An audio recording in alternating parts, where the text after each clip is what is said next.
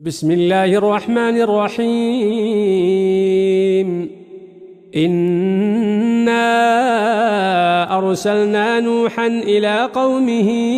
أن أنذر قومك من قبل أن يأتيهم عذاب أليم.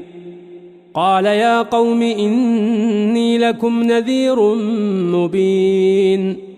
أن اعبدوا الله واتقوه وأطيعون يغفر لكم من ذنوبكم ويؤخركم إلى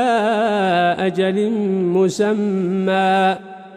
إن أجل الله إذا جاء لا يؤخر لو كنتم تعلمون. قال رب إني دعوت قومي ليلا ونهارا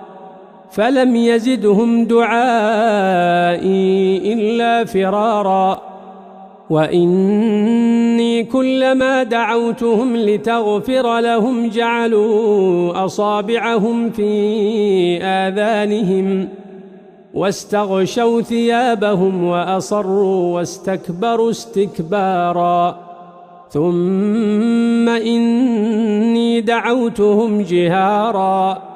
ثم إني أعلنت لهم وأسررت لهم إسرارا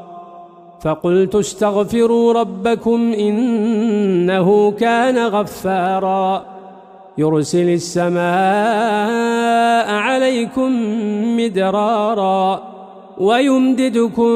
بأموال وبنين ويجعل لكم جنات ويجعل لكم أنهارا ما لكم لا ترجون لله وقارا وقد خلقكم أطوارا ألم تروا كيف خلق الله 7 سماوات طباقا وجعل القمر فيهن نورا وجعل الشمس سراجا والله أنبتكم من الأرض نباتا ثم يعيدكم فيها ويخرجكم إخراجا والله جعل لكم الأرض بساطا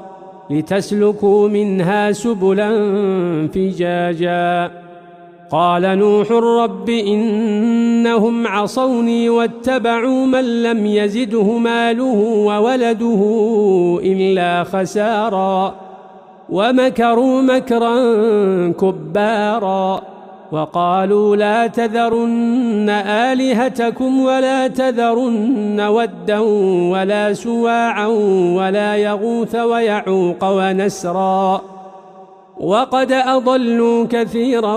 ولا تزد الظالمين إلا ضلالا مما خطيئاتهم أغرقوا فأدخلوا نارا فلم يجدوا لهم من دون الله أنصارا وقال نوح رب لا تذر على الأرض من الكافرين ديارا إنك إن تذرهم يضلوا عبادك ولا يلدوا إلا فاجرا